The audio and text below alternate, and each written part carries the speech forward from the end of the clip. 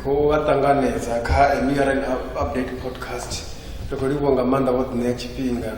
A podcast ndiya majakandira iva iko documenta history ya vatu vo contributor zhurwaninga manda kha ino ni shango lashu la Afrika Tshipembe vone vamwe wa majakandira kha politiki vo shuma zhurwane kha masipala wa Mutale usathu tshintsha madzina swika hone wa vaone rikho livho vo dina tshifhinga rikho livho muhashi kana ritori muhashi va media kupfa rikho livhuwa ri tshi kha ḓi tshila vho vha tshi ri ḓirisedza vho nga ḽiṱo ngauri ri ku wana navho kha vhaṅwe vho vhane vho ḓi tamba vho role kha uri shango ḽi swike hune ḽa vha hone zwino. Vhone Makonde are thoma u bva murahu hangeni vhone vha tshi vha meyara wa Mutale kana Vhutswema local municipality kana transitional vha ḓo zwi ṱalutshedza zwavhuḓi khwine zwo vha zwo ḓani wo tshi pfhi mini lwa masipala? Ndi nga tori immediately after 1994 elections there was a preparations that was only for a year. It was just a local municipality. Okay.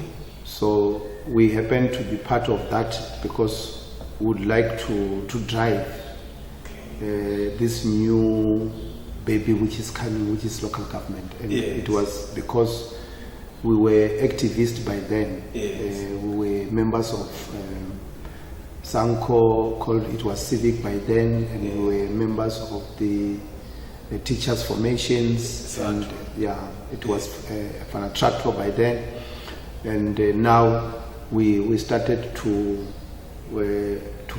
form a group of activists to say let's start these things. And we started, and when we started, it was an area that belongs to the Mpapoli Traditional Council where I belong. So it was areas called Bumbedzi and Tshweramakuya. Then we happened to say, so that we have one name, let's encompass all these names in one. Then that's why we took Wu for Bumbedzi, Tshwe for Tshwera, and then Ma for Makuya. So that's why it was called Vhutswema. So that was the area that was traditionally under Mpapoli and Makuya. And we realized that this is how we should start, and so we did it very well by then. Then from there, definitely when the elections, mind you, from the we go to the interim, where we have these TLCs. And we were grouped that we cannot have a lot of local municipalities. So the demarcation board through the Northern District Council, there was an office there which demarcate areas. So I can still remember the old man, that was white man and Speckerman, and he just demarcate, not checking even the route, how do you go to this area? And because mostly you find our areas, and Mutale, it was too much mountainous. So he just say this is the boundary, and we find ourselves being part of Mutale, Masisi, and all that area. So we sit down and said, okay, because now it's a combination of many traditional leaders and many activists. Which name should we give ourselves? Then we have to combine Mutale, Masisi, and Vhutswema. That's why it was called Mutale, Masisi, Vhutswema Transitional Local Council. So we said let's fuse all these things so that one shouldn't be like he's been engulfed by another. So you can see your own area in the name. So and we were doing these things in consultation with traditional leaders, because we knew that we cannot govern without their support. So it was one area where we get, you know, a lot of support, because we start to say, no, traditional leaders are part of us, and we are their subjects, so we can't do things that exclude them. That's why we even indicate to say, if they want to be part of these things, we don't have any problem, but we don't want them to be besmeared by other rough things that can happen on the way, because we were not even aware where are we going, because it was it was a new things that each and everyone was saying, hey, can you go to local government? They will kill you. These white people will kill you. But we said, okay, let's offer ourselves. There are other people who died for this freedom, but now because the freedom is there, why don't we sacrifice? So we said, no, let's be the first line towards this new things which is coming. So that's why we have this, and from 1996 to 2000 is where, after a series of discussions, mind you, you know, when you are being elected, there are people who looks at the each and every one of you to say, if this one could be a leader, I think he can take it. I don't know what makes them to select me to say I must be the one to lead the municipality. I was also surprised when I was told, because I was not part of the meeting. So I think, I don't know whether it was because of other commitments, but I was not part of that meeting. So I was told that really you were elected, and I appreciate all those who were part of, and then I also appreciate the traditional leaders. And I said, mind you, when we started, there was no office of the local municipality. These things was new, and it was a tug of war. When you ask, okay, after election, where should we have our offices? And mind you, there is Masisi, there is Mutale, there is Ugutrem. So, and there are traditional offices around. But the only area where we've realized that it is well positioned was Mutale, because there was magistrate, there was a police station, there was a health center, there was a small town there, and we appreciate Tate Baba Wuchitanjwa for having this initiative to say, let me start a town there. And we said, okay guys, it doesn't matter, but let's agree, and we even agreed to say, okay, let's take Mutale as our head office. And that is it. When we approached the local government to say which is the office, it was very difficult. And the office that we've first operate was an intelligence by then office. And we thought, this office might have been bugged, man. And it was not easy to see, you know, intelligence was staying here, and intelligence are people who have got cameras, and they might have put them somewhere on the ceiling, and we don't have skills, mind you, just to say, we just say, okay, let's just check the chairs here, whether there is something underneath, you know, anything that you find suspicious. Is suspicious, take it out. But ceiling, and we look at the ceiling, the corners, you know, the little experience that we have to say, can you cite the office? And we were using there was next to that office, there was a hall, and which we use it as a chamber, where we have our council meeting there.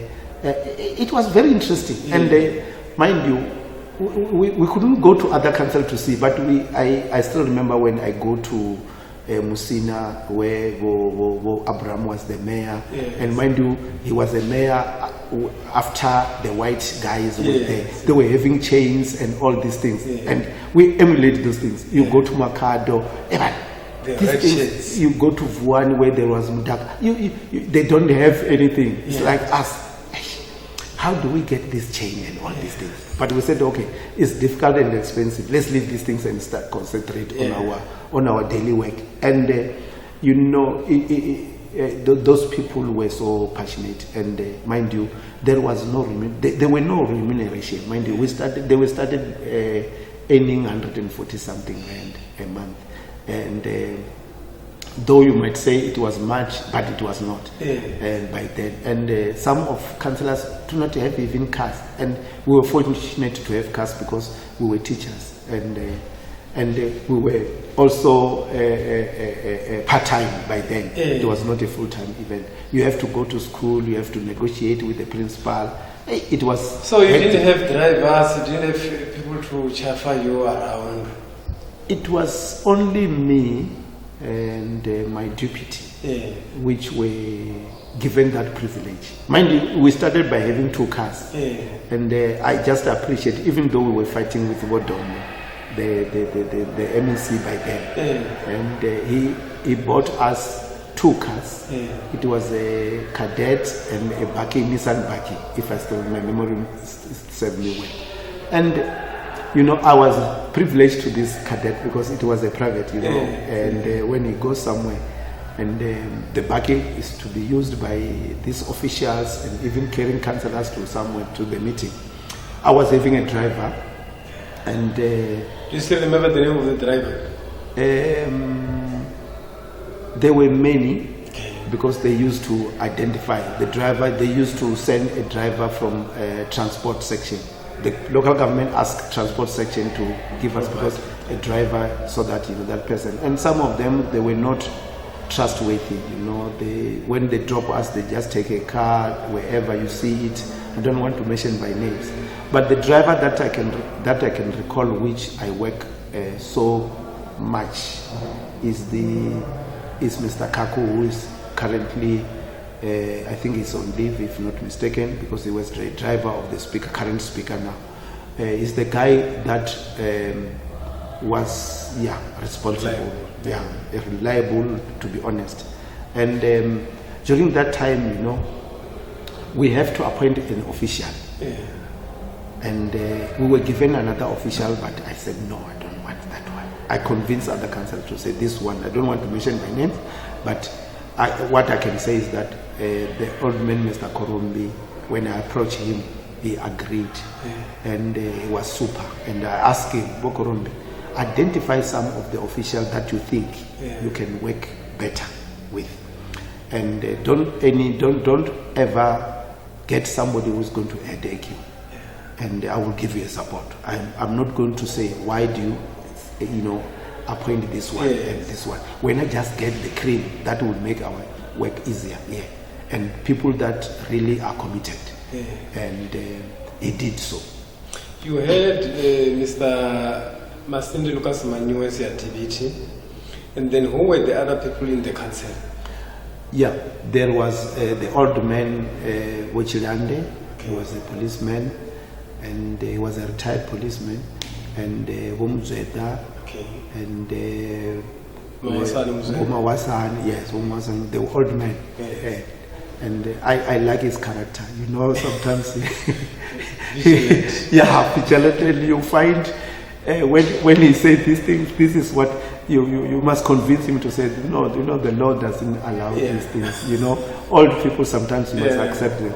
So you will say, no man, there is another law which does not allow us to do these things. So let's if you want to do it, it must be repeated. So I was talking about Mr. Mzweda and his experience, and and then Mulauzi was a principal around Makuya, and Mr. Sarafu was a teacher by then, and there is this guy Wapoli, why do I forgot him? So it was a mixture of people from different fields. Different fields. And Madida. He was one of the strategists, Madida. You know, he analyzed things. And I was happy that when we analyzed, there is these things. And there was Bosalfina, a lady from our side. So it was a small concept. Did I mention Wara Wanzo? Yeah, was Wara Wanzo as well. Oshuman Wanzo. So it was a mixture, and others will have to be deployed to the district. And Wara Wanzo was deployed to the district council. And I think there was Umurauze. I think there was another Mulauze. Adam, yes. I can't remember Chinawe was with us or not, but Adam was there. So, you know, we learn quickly. Mind you, you are learning things, you must also do delivery. And how long did it take to settle down? There was no need. you know, when you take a baton, when you are running, you must run fast. You know, we were called. I was fortunate to be called. All of us mayors, we were called chairpersons of councils. All of us were called to Pretoria Union Building. I still remember when the old man came, and he blessed people. Mandela, Tata Mandela. He offered us a certificate, all of us, and he said to us, that thing I still remember. He said, "You know what? I trusted you to say you are the first people who must make sure that the ANC delivers. Yes. And I entrusted you, and I'm trying to give you guide to say, on the way, you might be tempted, and please be aware. There might be things that you don't think that they will come." It was very powerful. Very powerful, you know. And and mind you, by then, they've hired us, in Limpopo, they've hired us a bus. We drove there. Actually, our cast took us to Polokwane. But we were told that, no, from here, we must use a bus to save cost and all these things. And many cars, we might not get pickings there. Mind you, you are going to a place where you haven't been to. And after that speech, when we came back, I think we were saying, guys, let's be an example. It was a marching order. Yeah, it was a marching order, and from the old man for the first time. And some were saying, hey, you know, he shook my hand, and you know, I don't want to wash this hand till I reach home, because I can touch somebody at home to say, you know, this hand was. I shake my hand with the old man. And maybe even making some calls to the families and friends that today we were blessed by the Mandela and you know, and really it inspired us from that. And coming back, you know, I sat down and I said to my council, I'm giving responsibility to each and every councillors. You are responsible with these ones, and on the process, mind you, I haven't been inducted as well, so let's learn how to do these things. When we are saying water, make sure that water is delivered. So was there anybody who is an expert who was helping you to draft or draw the structure, like saying what we know now of the MMC for what, this for what? How did you determine the roles of the councillors? Who was helping you to do that? You know, isn't that it was a format to say this is how you should structure a council? And seated there, I have to look. Actually, I must check the capacity of each and every councillor. So when we are debating and when we are talking, I can say this one is powerful on this one is powerful on this one. And I even say, if you felt that really this one is too much, I will swap you with someone, so that you shouldn't fumble on this one alone. And I'm there. And I even say, myself and Manua, we preside to each and every one. We are available for each and every one of you. And that's why I was, you know, hands-on. I was knowing each and every portfolio. If it's road, I will be knowing each and every road. You know, I respect the late, may his soul rest in peace, the late Collins Chavan. I learn a lot of things from that man. I learn a lot. Not these others I did. You know, that guy he respects time. Yes. He respects time. Yes. He doesn't forget things that he said. Yes. He's punctual. You know, that man, and he knows this area. He spoke to me to say, Nemakonde, when you are a mayor, don't rely to a councillor. Yes.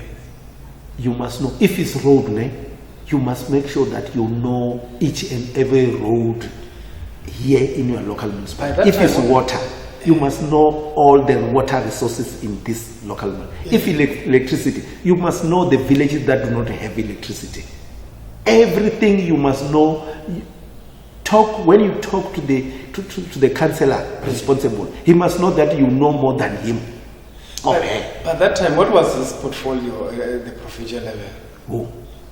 Collins Chavan, the late Collins Chavan. He was the Minister of Roads. Okay. Yeah, by then. He was the Minister of... so you rely on each other on advice? I used to call him more than my MEC. Whom you were reporting to? Yeah, whom I report to. And that man was saying, Nemakonde, I will give you support, whatever you want, if you need any document. Did you have a close relationship, whether politically or socially, before you were appointed a chairperson of the council? Some of these things happened that because my uncle was in exile. Yes. I happened to know when he come back. Yes. I happened to know because he used to tell me. I mean, the old man, Mama. So he used to tell me to say, you know what, there is this guy that I respect. There is this guy and this guy. When we're talking, he will be mentioning names of people that, and I ask, who is this guy? He's going to tell me the stories. I met him, we were together in Swaziland, we went to exile in Tanzania, blah, blah, all these areas.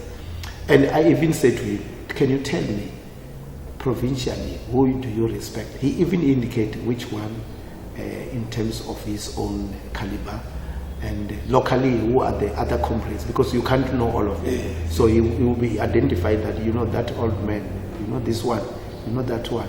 And some of people that I was not even aware that these are comrades.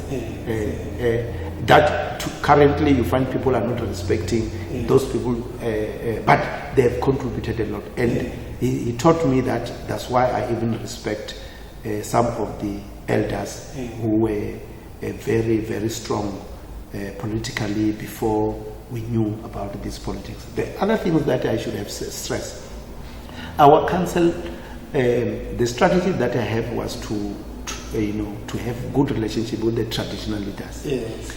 That's why even now, if I want to go to Chikunda Malema, I will get respect that I was having by then. Because I try to intensify that relationship. You know, traditional leaders, when you are honest to them, that is the medicine. Honest. When you are failing, go back and tell them to say, I'm unable, but I'm trying. That was the weapon that I was having, which makes me to get respect from those people. And even now, I don't call them because I want something. Just to check on them. I just call him. How are you? Are you still fine? When are you available? Do you want me? When are you going to have an event that I can come? As simple as that. And you know, it shows that you still have that bond with those people. And not because you need them, because you learn that they have contributed to what you are. You spoke about respect to some of the leaders or the struggle icons who are in the community, who somehow some other people undermine them. You spoke about the importance of respecting the traditional leaders.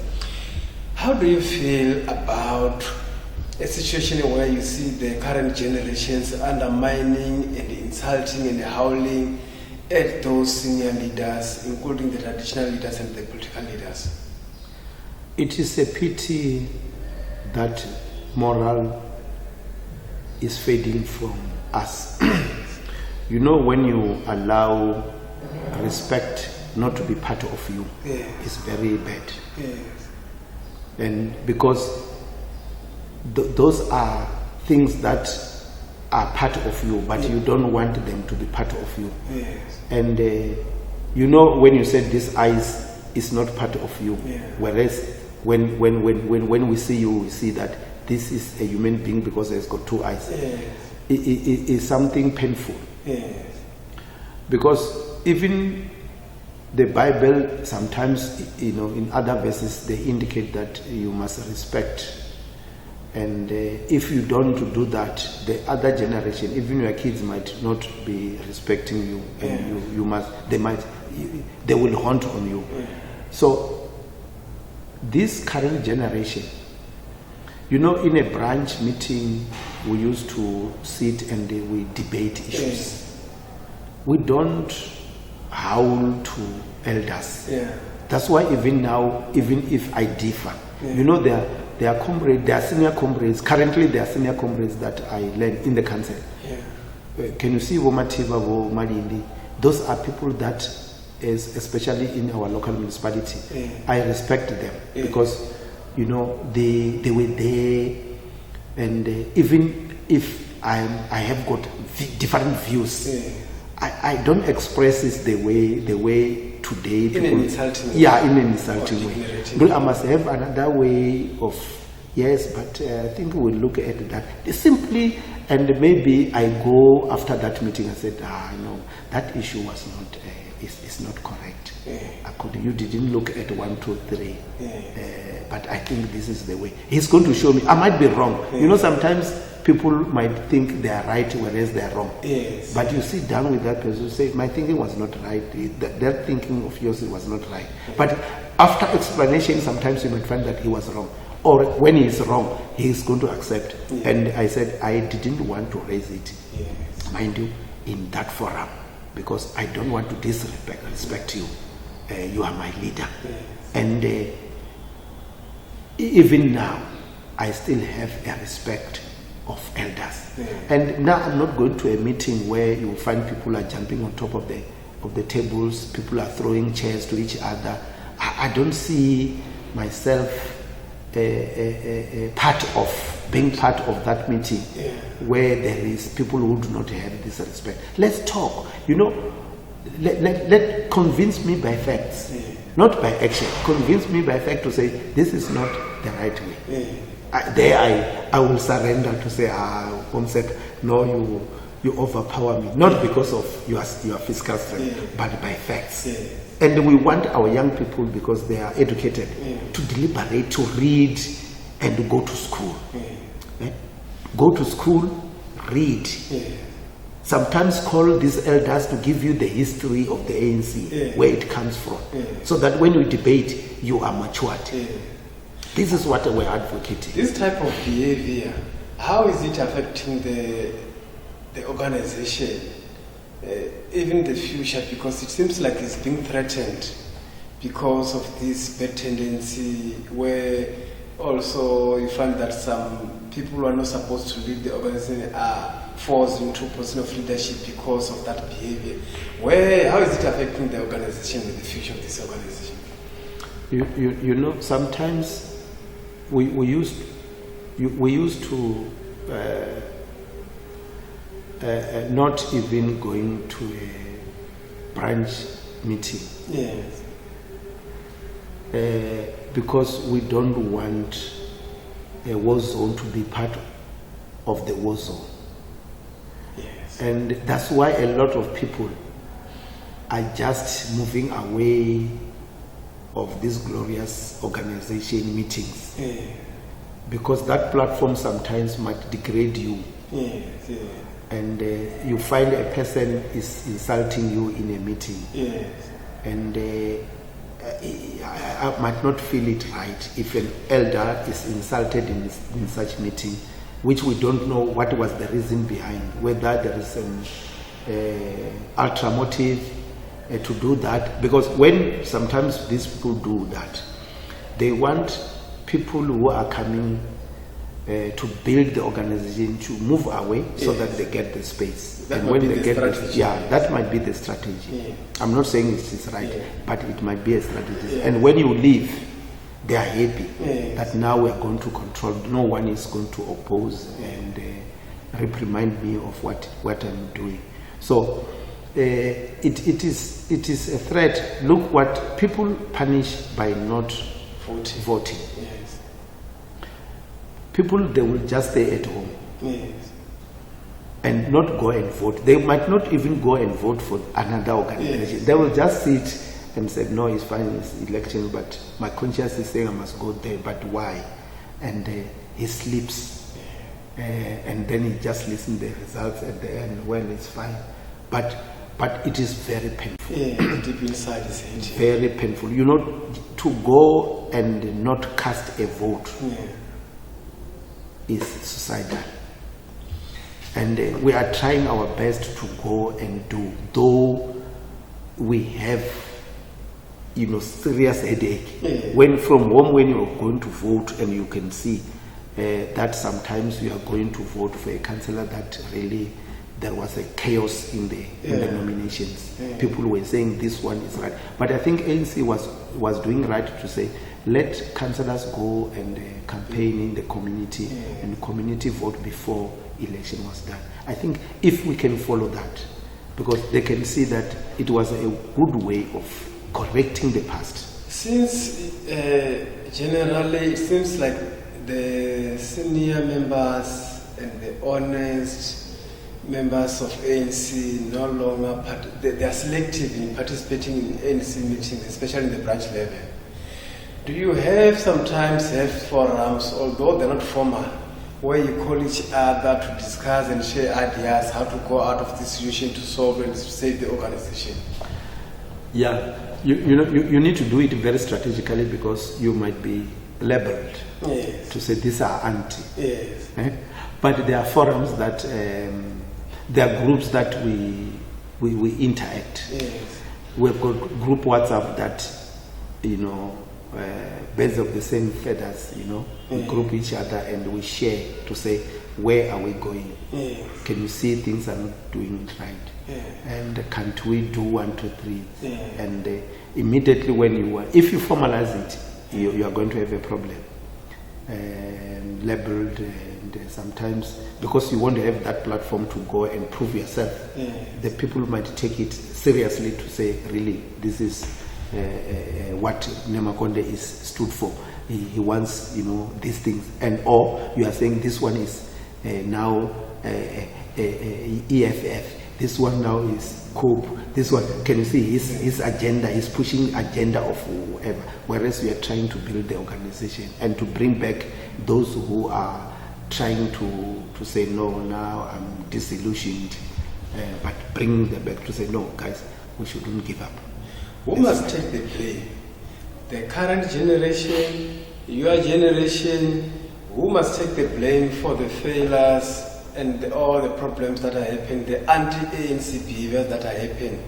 That when the ANC maybe is overtaken by opposing parties, coalition government, take over the ANC, who must take the blame?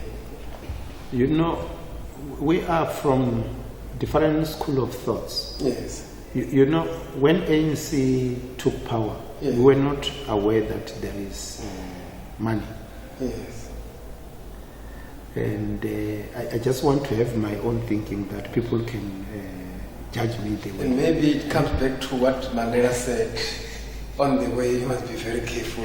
Yeah, you know, we were not aware that when you govern, there is resources. Yes.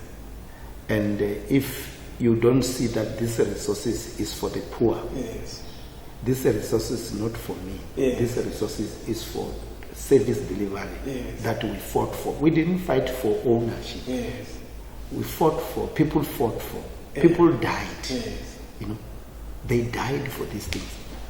I haven't been to exile. Yes. I don't want to claim that. I haven't been to exile. I don't want to claim to say I was trained as a soldier somewhere. No, that era to me didn't come. And I wouldn't even want to, because I was encouraged to go to school. Yes. Even my uncle who was outside, he was saying, Mulalo, Mutuluanga, ndikotoda achiya chikoloni. Yes. Because he was playing his role. He was playing for me, so that when he comes back, he can see that Mutulu now is fine. Yes. So, you know, we were not aware. Yes. That's why even during our transition, we were told, no, don't even steal. This money is for this project. Clear. So how is that relevant to what is happening now? The problem of money of the resources. You know, this time you can see what the commission is revealing. Yes. That commission details everything. Yes. Eh? Yes. Yes. And unless if somebody might be saying the commission is wrong somewhere, but the architect of that commission, yes, they realize that really this is how things must be done. This yes, is how things should be conducted. yes. And they conducted it with very intellectual people and who were trying to justify whatever one will be called and say no, to justify why are you saying no instead of yes. Yes. So the commission shows us really Yes. what we have been warned before. Yes, yes, yes. We were warned about these things, Yes. to say there will be time that you will forget that really there is good things, Yes. there is money, Yes. and which you need to guard and for community. Yes.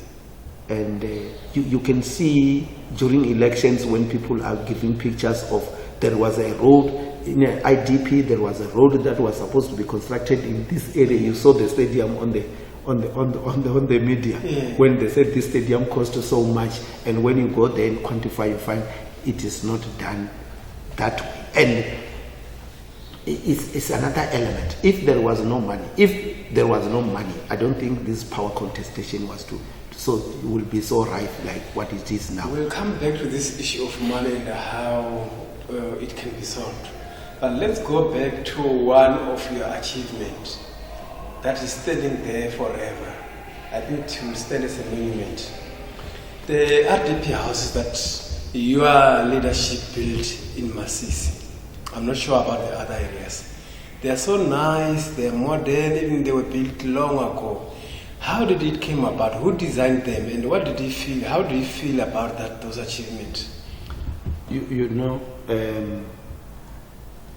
Those times, the department, I still remember when the department said they want to build houses. Yeah. And I went, I think I was with Councillor Masalaf. We went to Bulugwan. Yes. We were briefed about these things. And we said, okay, it's fine. When we came back to the traditional leaders to say, okay, we have got these allocations that we want people to... How many were there maybe? I think we started with 2,000. Okay. It was, and we allocate them in each and every tribal council. Yes. And some of the headmen were saying, no, we don't want these houses. They refused. They refused to say, no, the government wants to take our sites, want to own this, and blah, blah. We tried to motivate. Then we went to Masisi. Mind you, Masisi was just like a town. Yes. And we said, okay, let's do a pilot here. Yes. And here at Chilamba. Yes. And by that time they were saying, okay, there was this developer, and you find a developer, mostly it was white. Yeah. I think, I still remember when I said to myself, a white person to come here? No, let's get a black person. There are many black persons. So we met another guy. That guy stays, his home is at Mukula. Mahar Leslie. Yes. He was a business person. That guy, he came up with a plan. Yes. And he said, I'm going to build these houses. And mind you, and we said, okay, when you build, we would like local people also to benefit. Yes. And I didn't know why these things came to say, you can't come all the way and it must be. And we never thought that we can be entrepreneurs ourselves. We can bring in the trucks and the sand and the bricks. But we said, bring everything, but the local should benefit. Yes. You must get the local builders. Mind you, and by then, there were not much of builders around that area. Yes. And we said, you must also train. And he agreed. Yeah. That man did. So that guy was headhunted. Yeah.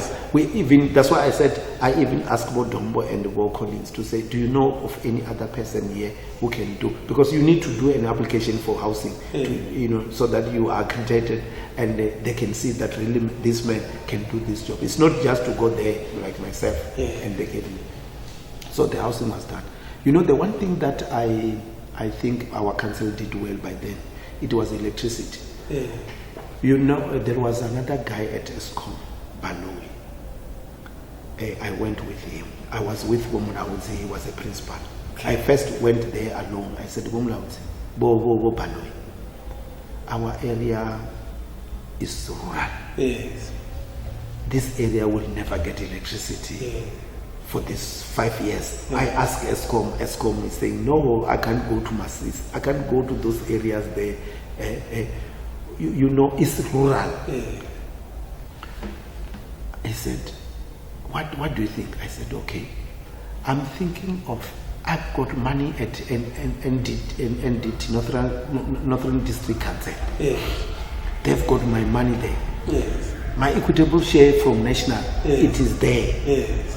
But and that money is not, it's difficult to use that money. These guys are using our interest. I still remember when I spoke to Opatak, now I want to try to take that money and do it for something. He said, it's going to be very difficult. I said, okay, I want to try. If you support me, when we are at the meeting, it's fine. Then I went to Eskom. If I do feeder line, will you electrify this village? Eskom said, yes. Okay. I said, what? He said, yes. I said, okay, can I write a letter? And you respond so that I file? They said, fine. So I sit down. I said, okay, guys, let's go to NDC. When we go to NDC, I said, I need my equitable share. To actually, we've got a CFO, a person who is acting like a CFO. I said, Bokorombi, can we handle millions?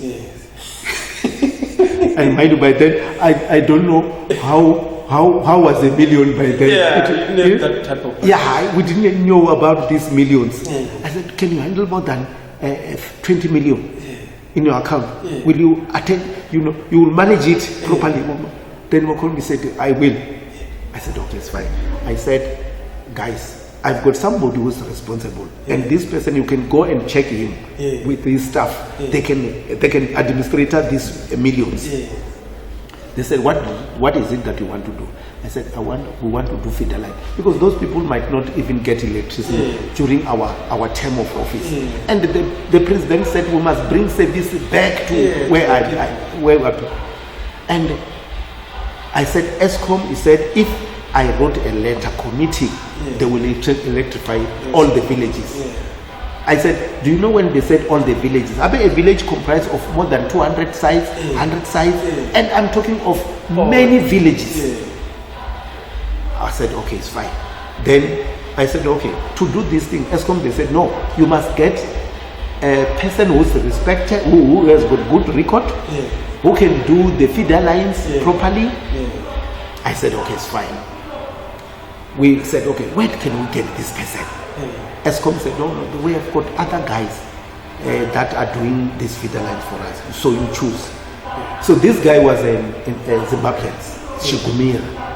We met him with the MEC in Plukwan. I went with Mr. Mulalo, who was heading electricity. I said, Mulalo, we're taking money, we're going to do the feeder line. And when I said feeder line by then, Mulalo was saying, what is feeder line? I said, feeder line is a line. Mind you, if we put this big line, then this distribution will go to our villages. He said, no, that's fine. When we come back, we explain to the council. Other people will say, these things cannot happen. We said, these things will happen. You know, the council agreed. We must take a resolution to NDC to say they've agreed to our money. Our money was deposited to our account. How much was it? I can't, but it was more than 20 million. By that time, it was a lot of money, mind you. Then I said, okay, it's fine. We appointed that man. We show him the areas, mind you, to go to Shikwaza, going to that area, go to Matavera. It goes down to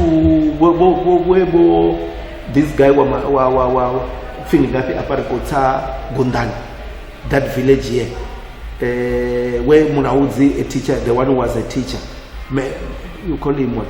Before Musodi, there is another village here. Yes. So it goes there, that area, it goes to Forobo, there it goes down to go Chungani, it goes to Mavete. Can you see that line, that design? Yeah. Then I said, how much will that cost? I think it was saying 12 million.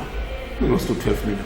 Going to from Shadani, going down to Makuya, to Masisi, the other one to Rambani. You know, we go through each and every area. Yes.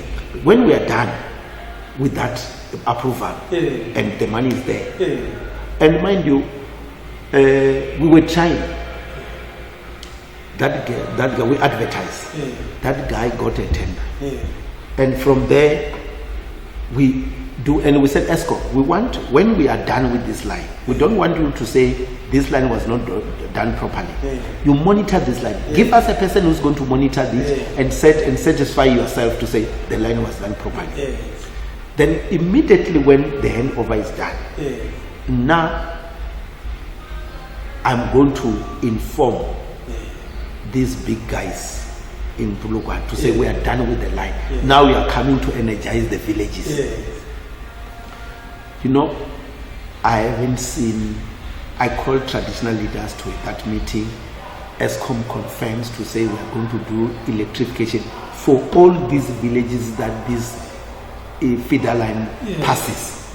It was, you know, I didn't sleep. It was massive. It was massive.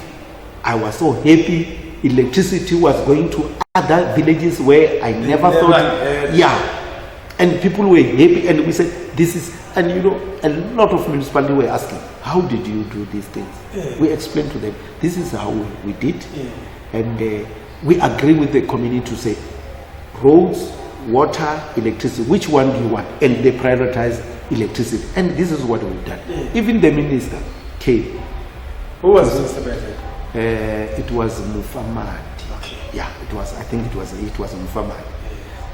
He came, before we came to officiate the event. It was, you know, we were at the top of the map, and the feeder line are still there up to now. Where was the venue of the official launching of the project? We held it at Mutalia, at the community hall. When? At the Mutalia there. Oh yes. And from that project we said, no, let's build a hall. We don't have a hall here. We build a hall, let's do a taxiing. We do the taxiing.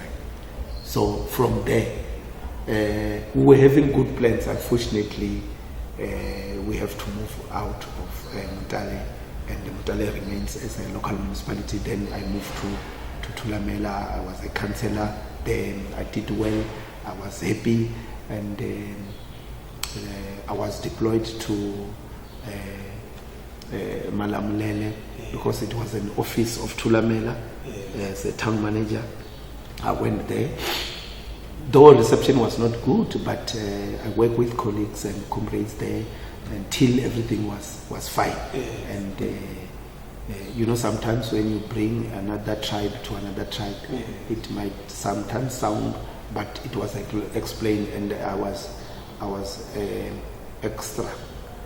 I was using my intelligence and everything that I have to serve those people. I even do the same. I visit traditional leaders always. I report to them always.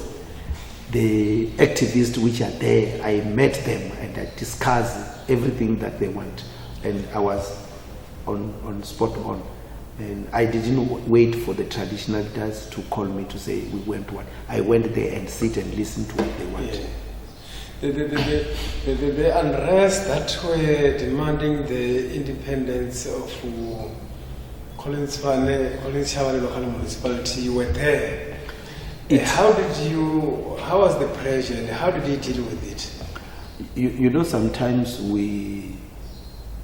people formulate things. We make things to create.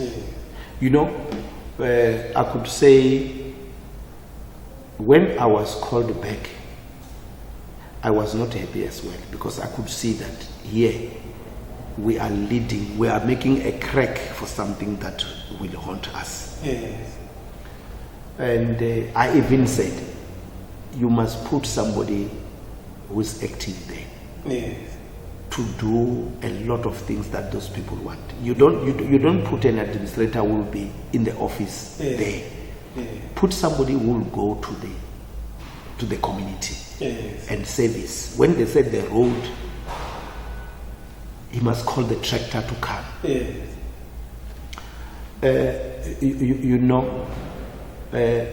Each and every community need to be recognized. And even people need to be recognized and to be looked after. When I was at Malamulele, there were many traditional leaders that, from Malamulele, you go to Mukomi, you go to Mdabula, you via Shigamani, you go to Mpambo, you go down to Mutititi, Madonsi, Mavambe, Shigalo, Minga, and those were all the people with all the thinking. And you need to change the way you do things. And they used to demarcate sites. You must tell them to say, no, municipality will be the one to demarcate. And it's a new thing to them. And they thought, you are taking money, why do you demarcate things in my territory, in my country, in my village? You are bringing some maps. What is this maps about? But you explain to them, these are the new changes, that when you do these things, you must do these studies and all these things. So I was with this man. I still remember the old man Chikundu, a very difficult person. But I could see that it's because of the lifestyle, and this is what he knows. And when you bring new things, he can even chase the premier, he can even chase the MEC, the mayor. Nobody, when he starts talking, you can't. So through Bomdabula, we tried to neutralize, because Bomdabula was on the Contralesa, he was there as the chairperson of the traditional leaders. And by then, tried to normalize, talk to him politely, and Wawona Shangan Shamina was not that sweet. And you immediately when you speak, but that's sweet low one.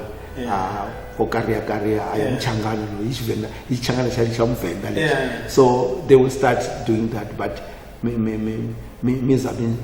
she don't, because you are there. You are part of them. But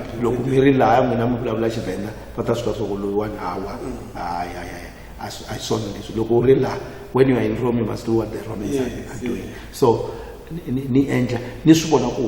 here, immediately when I move, if they don't replace with somebody, no problem. And definitely it happens. It happens. And I still remember the words of Makumbani as a mayor to say, but are you taking him back and we don't have a replacement? When you take somebody in a team and you don't put a striker which might be striking more than him. Equally or more than. Who replaced you? I can. It's just that I was coming, mind you. I applied for an LED manager, and I definitely, when I'm becoming an LED manager, actually there was a post, and I said no, I can't remain here in this level. There is another opportunity that I must go. But I spoke to the municipal manager to say I want to apply for that post, and for him, he was not saying no, don't apply, stay, remains there. He said okay, it's fine. Apply it because you also want to grow. So I applied for that post and I got an LED manager, and it demanded me to be at the head office. So, and he said, okay, meanwhile, just work while you are still there doing these things. And I said, I did, but I said, no, these things might not work because a lot of people will need me. I will need to attend meetings. So I will, not respect the work that I must do at Malamulele. So I will be making that office to suffer because I'm not there. So you rather get somebody who can go and do. But it was not a good move for me to check, because it created that vacuum. And definitely, you don't leave vacuum. That's How did you feel when that thing started to erupt after you left? I feel betraying that community. I feel that I betrayed them, and it cost Thulamela a lot. And because stability, if in the council there is no stability, you find there is a chaos, there is strike on the other side. They thought that, definitely there is no good governance in that. Did you try to communicate, or vice versa? Did some of the leaders there whom you were working with, the traditional leaders and some other influential people, was there any communication between the two of you before and when that thing was happening? Yeah, some of them even indicate that these things is because there was no leadership. I think what we did was not to concentrate on strengthening that office. If you strengthen the office with capable people, not junior officials, with senior people that will be equal to the task, you are doing it better. Because even, that's why vacheri shangola shaya thavela ndi Mulalo ndingachivenda. So it's just that I don't know how to interpret it in English. But definitely, if there's no leadership, definitely, things might, if the center doesn't hold, definitely, and it is what had happened there. We'll come to that after. I want you to take us through one of the very brilliant display that you showed while you were still the chairperson of the council in Mutare. The time of the 2000 floods. You were at the forefront. It was for the first time for people to see a leader from that high position getting dirty, wearing work suits and boots or safety boots, getting dirty, trying to fix the roads by himself. How did it come about? Why did he do that? This old man, Nelson Mandela, if you want to leave him, and you will be okay. And that man, he said we shouldn't be selfish. We should be selfless. You must think for someone. And just imagine if there is somebody who's crying, and try to communicate through the radio to say, we are in an area where we cannot access food. We are cut out of the world. And as a leader, you sit, you watch TV. You leave those things. Leave those things if you are a leader. And that old man, I think the selection which was done by that time, it was a selection of people who have got passion. And we were forced to say, Anna, Mangwe people cannot even the defense force, we even call defense trucks, they were unable to reach with food. They were unable to reach that area. And I activated a team to say, police, defense force, you are the only messiah here. Chihwaza, you can't reach there. And there are people there. I still remember when they said, okay, we're offering you a chopper. Where do you want us to, and what is it that you want us to take there? It was, and I was knocking to each and every door of, I couldn't even know what makes me to think that there is defense that I must drive and go there and ask for a chopper. And they trusted me to use the chopper with the driver to distribute food to Chihwaza. And mind you, where they are distributing the food, there is no mat. Mind you, food is going to be landed on a pool of water. You can't put it on top of somebody's house. You just ask, where can we? Mind you, it was my first experience even to being on a chopper. And when they say, look down there, Look at that house. You can see there is no food. Look at the bridge here. Yeah. It has collapsed. No cars here that can move here. And when they land, when they put those parcels, and we don't know where can we put them. So that they can be accessed by people. Yeah, they can be accessed by people. And ways of saying when we put them, yes. Let's find order, because I cannot even go there. There is no car that can let me go up there and address those people. But I use phone to say, please, I want you to be there where I'm bringing food, and he must charge that phone. And when you, if you still remember 2000, even electricity went off, water, but we managed to get a chopper and to fly to Chikwaza, to fly to this area that Maungu. You go to Chukundamarema, the bridge was not accessible. And you just phone Sasco. Sasco, I need bread. How many loaves? I said, give me what you have. And they responded positively. They just, I still remember when I go to the farm here at Livubu, I asked that farmer, say, I need cabbage. How many? I said, the one that you want. With his truck, he just delivered them right to Chilamba. It was amazing. People by that time, they used to give, not counting how much am I spending. Let me give these people. There are people who are crying. Blankets. You just go, to a shop. He said, how many blankets? I said, give me 100. He just said, I'm giving you 200.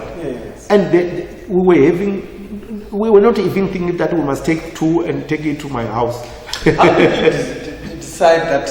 How did you come with that decision? Was there a meeting? Did you have an agent meeting with your council, or did you plan that while you're sleeping and start to implement it after calling the colleagues to say, this is what I'm going to do? How did it happen? Because it happened so quickly.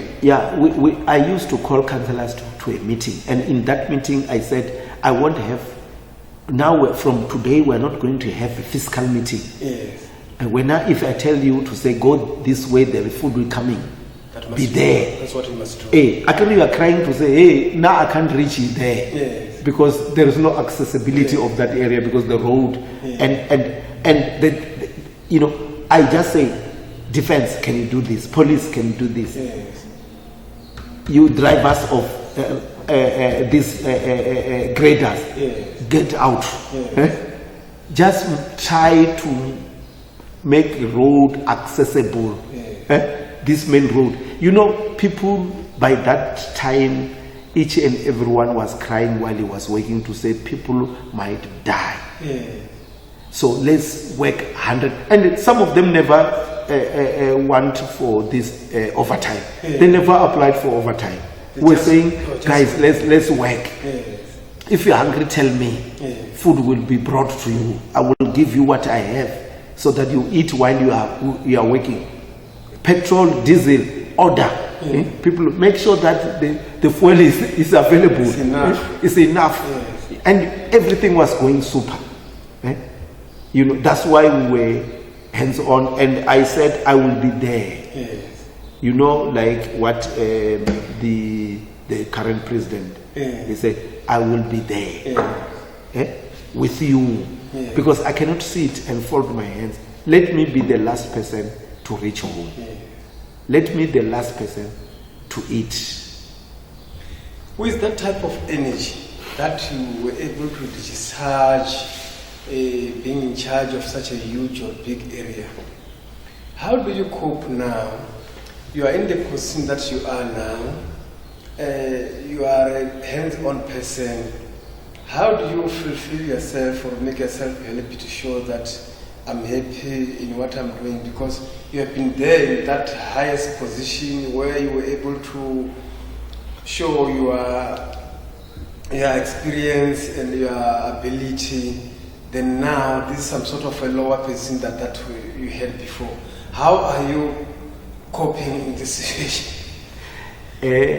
you know, sometimes, you know, we learn.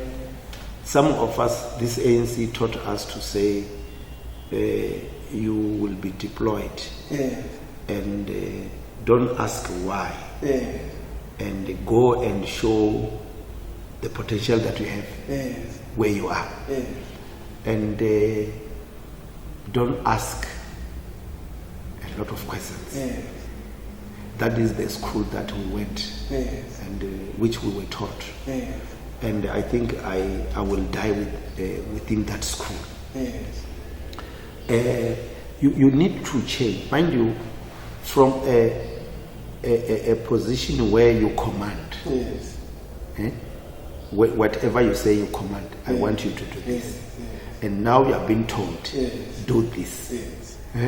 So you must quickly change to say, oh, now I'm in this scenario. Firstly, it was difficult sometimes when a junior person tells me, I would say it smartly, but you are okay. Oh, your employer. Okay, it's fine. Let me go and do it. And if you quickly you learn how to change the environment quickly, and you accept. Mind you, if you learn that you were not forced, and you move from another area to another area, and you need to adjust everything to say, now I'm an administrator, and I must not show that really it's like I'm not happy. Because people used to do like that, to say, oh, now I've been moved from that position to this one, and there's no limelight here. I'm going to be underground now. I'm going to work all these things for this man, and whether he's young or old. And it's another school that I've learned from my uncle, from Bo Abraham, Padaki, Mativa, Malindi. These old men, they taught me these things to say, really, this is how you rather die being yourself. Don't live this character. You said something about being felt painful when you see Mandela being insulted by these younger generations who are using the same freedom of speech that they were given by Mandela and his peers. Can you be on record on trying to denounce or expressing yourself and feelings about that? Yeah. Young generation insulting Mandela and the other senior leaders. I think definitely it is not good for me to say something to an elder, to disrespect elders. That's why I will defend where elders are being disrespected. I will stand up and defend. And maybe from there I live. Even Koroni, if I attend these tribal council meetings, if young person are saying it harshly to an elder, I still stand and defend the old man to say, even though you think this is not right, but this is not how you should say it. Lastly, I want us to take this opportunity for you to send a message out there to the youth, to the current generation and the generation that is coming, on how they must conduct themselves in favor, you are an AC member, in favor of the ANC. Because definitely everybody is saying it in corners that if what is happening now continues, ANC will die. And it will be a self-inflicted death. So what is your advice? What I can say to our beloved young, vibrant comrades, I would say You know, this glorious movement, and if this glorious movement is not there in power, this country will be in chaos. And for you to be aligned with this organization, you are there because of this organization. And if this organization is not respected because of our sentiments or our utterance, our behavior, one, the opportunities that you want will vanish. The country will experience things that you will regret. If the ANC is out of power, this country will be in chaos. I'm saying these things to you young, vibrant, good future leaders, to say, think properly. We are living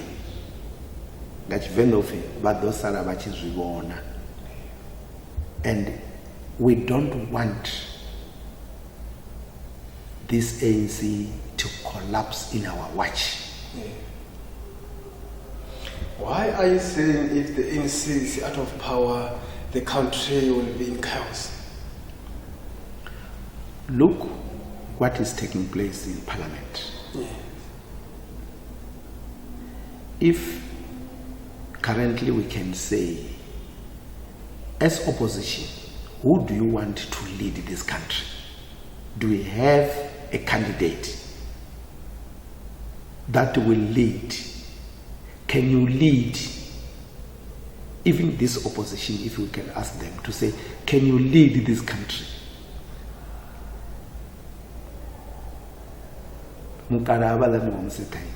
Nomanchi wabontonga asimuntu ane maragumbulana uri musi basichewo nibokono zvibona uri hey kuna dzimwe dze responsibilities dzinengo dzikondoda zvino ende ndikuwa nekamne. They are referring to the old man. Yeah. And now I'm telling you, this stability that you see is because this organization is still trying to manage this country.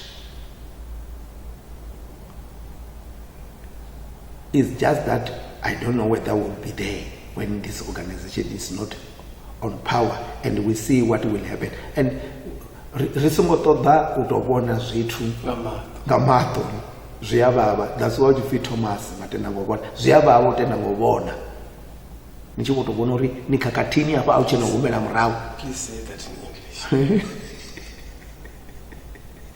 Warning that we mustn't wait for the time. Yeah, we shouldn't. Don't make or don't. I don't know how to express it. You know, but don't let what we are warning to say these things will happen, and you lead us. And you lead this country to where it wants. We don't want it to be, because it's a dangerous, which is not reversible. Which is not reversible. But some will say the ANC is fighting itself. The opposition are not making inroads because they are good, but because ANC is busy fighting itself. That's why it was said. If you can see the code that were done by O.R. Tambo and other activists, Krizani and others, ANC, not even a single organization can defeat the ANC. ANC will defeat itself. That is what you can see. And it's busy doing that. It's busy doing it now. from the branch level. I'm not referring to national. From the branch level, where is the unity? And it's destroying itself in a very high speed. Too much. How old are you? When are you going to retire? What will you do after working full time in the government? Now I will be leaving because I'm 60, and I don't think I will go for 65. I might leave at any time, and that's why those that I work with, I'm trying to say, take what is good of what you see from me and leave these other things so that it will assist you in this department. And when I leave, that's why I'm using all the skills that I have for my benefit. I don't want to do business with government. I want to do from my own money, and I do my own business. I'm doing farming, and now I've started a school, a crèche school, and I've got an orchard that I want to transform it to be a camping site. You can see the name of the crèche. It's Little Idol. It's called Little Idol. You go to Google, you go to Facebook, you will see it. And it's a private. That's why even the department was saying, let me do it as a community. I said, no, I want to do a private thing. And I don't want, I will use all the legislations that are there, but I don't want any funding from a government. I will fund it myself. And I will assist the organization if they need assistance from me. Funding, if I've got money, I will even use from my own business to assist them. You look early 50s. Why? How did you make it? You know, I always do things fast. And I exercise by waking. You visited me on weekend, you will see me waking.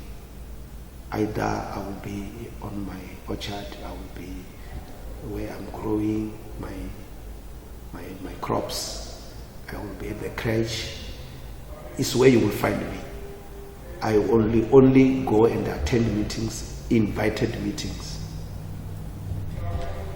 Oh, Mulalo Nemakonde, baba divo bari abarumiri muthu vainga vone vane riko uri bonga manza chipinga chavo ri azvidiva zori vava vodala zvanḓa kha vhalale vhathu.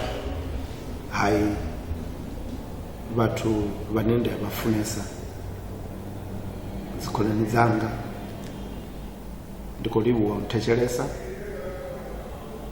kha ri shumele lushaka, colleagues that I school with from primary school, secondary, university level, work with at education department, in the union, in the organization, in the municipality when we started at Mutale, and even here at Chulamela. I wish you the best. May God bless you. Arali vana chidiva chirendo chavo avachiiti vavachihambe on the end. I don't know. Thanks.